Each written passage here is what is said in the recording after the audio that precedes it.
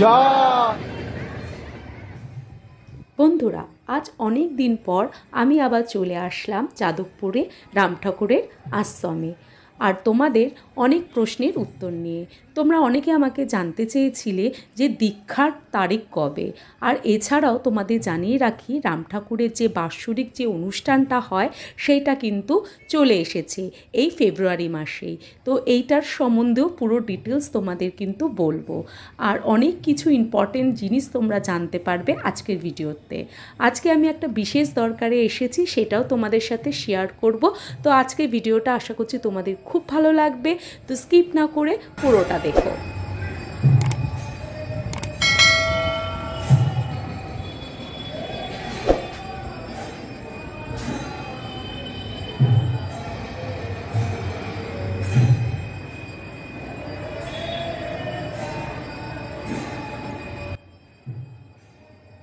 আমি যখন আশ্রমে আসলাম তখন 11টা বাজে, তখনও পুজো হচ্ছে।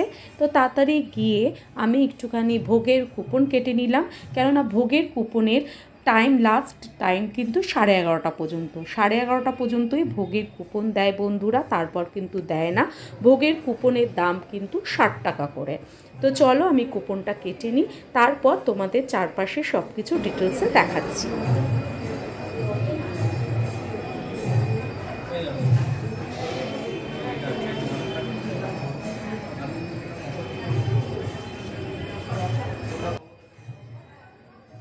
মেন মন্দিরের পাশেই যে বড় বিল্ডিংটা আছে, এখানেই কিন্তু তোমরা ভোগের কুপন কাটতে পারবে। এখানে ভোগের কুপন ছাড়াও কিন্তু এখানে আদার্স কাউন্টার আছে, যেখানে তোমরা ঠাকুরকে কিছু অর্ঘ্য দিতে চাইলে সেটাও দিতে পারবে।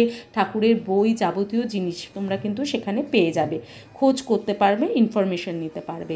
এছাড়া দেখো এখানে দাতব্য চিকিৎসালয় আছে, বড় বড় ডাক্তাররা এখানে আসে বসে। এছাড়া এখানে কৈবল্যধামে গ্রন্থাগার আছে, যেখানে তোমরা ঠাকুরের কিন্তু ভালো ভালো বইও পেয়ে যাবে।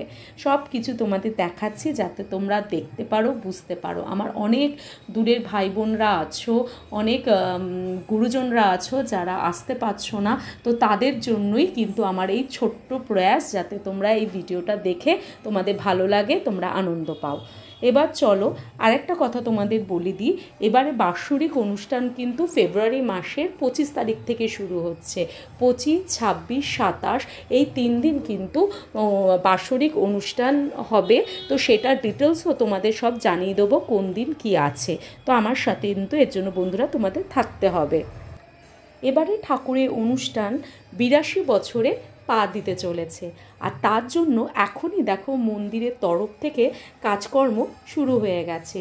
বাস চলে এসেছে, আর হচ্ছে মন্দিরে শীতকালে মন্দিরের দুপাশে ফুলের বাগান থাকে, সেটাও কিন্তু সরিয়ে ফেলা হয়েছে, কেননা আর কিছুদিন পর থেকে এখানে প্যান্ডেল করা হবে। একটা অনুষ্ঠানের সময় একটা মেলা বসে যায়, যারা আসো বন্ধুরা তারা জানো যে কীরকম সুন্দর একটা পরিবেশের সৃষ্টি হয়। মন্দিরের আরেকটা গেট দেখো বন্ধুরা, এটা হচ্ছে সেকেন্ড গেট, এখান দিয়েও তোমরা ঢুকতে পারবে। আর চলো এই পাশটা তোমাদের দেখাই। দেখো মন্দিরের এইখানটাতে দেখো এখানে সব গরুদের রাখার ব্যবস্থা আছে। এইখানে গরুর দুধ দিয়ে কিন্তু এখানে ঠাকুরের পুজো সিন্নি হয়, ভোগের পায়েস হয়, এই গরুর দুধ দিয়ে কিন্তু সব হয়ে থাকে বন্ধুরা। দেখো কি সুন্দর ওরা বসে আছে। আর বন্ধুরা পাশে কিন্তু একটা জায়গা আছে, সেখানে কিন্তু আমাদের ছেড়ে যাওয়া মানুষেরা, প্রিয় মানুষদের শ্রাদ্ধের কাজ হয়। এই ঘরটাতে কিন্তু বন্ধুরা তোমরা এসে শ্রাদ্ধের কাজ করতে পারো। আর হচ্ছে চলো এবার আমরা মন্দিরের দিকে ঢুকি, ঠাকুর দর্শন করি। আর চারপাশটা তোমাদের দেখাচ্ছি বন্ধুরা, জাস্ট দেখে নাও কতটা সুন্দর লাগছে। শীতের সকাল, রোদ ঝলমলে দিন। চলো এবার মন্দির প্রাঙ্গণে যাওয়া যাক।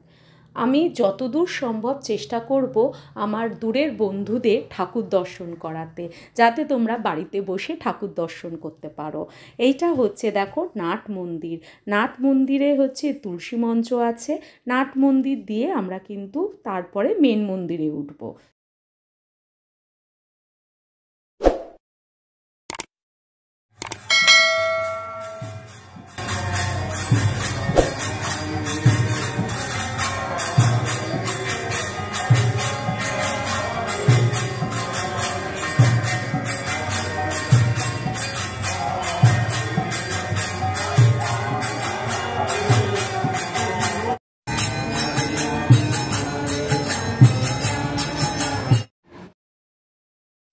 আজকে আরেকটা নতুন তোমাদের তথ্য দিই বন্ধুরা, তোমরা নতুন গাড়ি কিনলে এখানে কিন্তু পুজো দিতে আসতে পারো।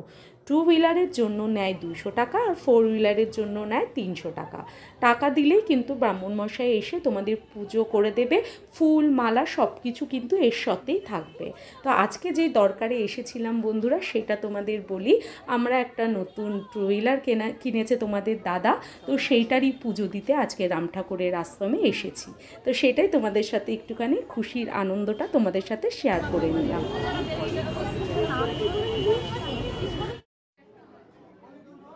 পুজো 12টার সময় শেষ হয়ে যাওয়ার পরই কিন্তু ভোগের লাইন পড়ে যায়, যেইটা আমরা 60 টাকা দিয়ে ভোগের কুপন কাটা হয়, তো সেই বিল্ডিংয়ের নিচেই হচ্ছে লাইন পড়ে যায়।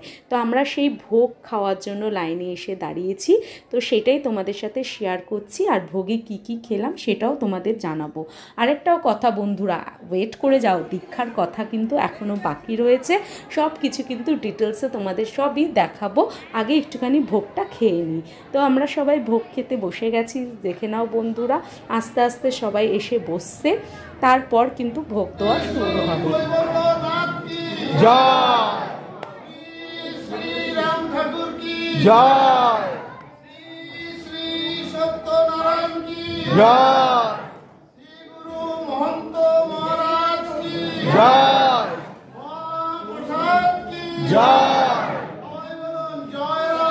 জয় রাম, জয় রাম, জয় রাম।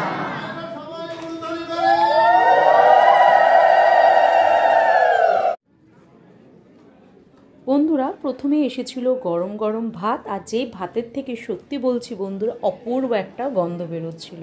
তারপর এসেছিল শুক্তোর পর এসেছিল ডাল আর হচ্ছে বেগুন ভাজা, যা খেতে লাগছিল না কি বলবো, অমৃত।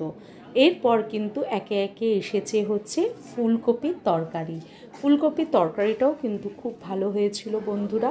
তারপর শেষ পাতে এসেছিল হচ্ছে নলেন গুড়ের রসগোল্লা আর হচ্ছে পায়েস, আর সবথেকে ভালো লাগলো হচ্ছে আমের চাটনি। খাওয়া দাওয়া কমপ্লিট করে বন্ধুরা এবার তোমাদের সাথে শেয়ার করতে চলে আসি যেটার জন্য তোমরা অপেক্ষা করে রয়েছো, যে পরবর্তী দীক্ষার ডেট কবে। আগামী 24, 25, 26 ও 27 ফেব্রুয়ারি দীক্ষার ডেট আছে। কৈবল্যনাথের সপ্তম মহন্ত শ্রীমৎ কালীপদ ভট্টাচার্য মহারাজের হাতে সকাল 9 ঘটিকার মধ্যে উপস্থিত থাকতে হবে। এরপর আসি বাৎসরিক অনুষ্ঠানের সূচি নিয়ে। দেখো বন্ধুরা, তোমাদের সুবিধার জন্য আমি দিয়ে দিলাম, তোমরা কিন্তু দেখে যে কোনো দিন চলে আসতে পারো 25, 26, 27-এর মধ্যে। আর যেই সমস্ত দূরের বন্ধুরা যারা আসতে পারবে না তাদের জন্য তো আমি আছি, আমার ভিডিও আছে, চলে আসবে, তোমরা ঘরে বসেই ঠাকুর দর্শন করে নিও। চলো, আজকে ভিডিওটা ভালো লাগলে লাইক, শেয়ার, সাবস্ক্রাইব করে দিও।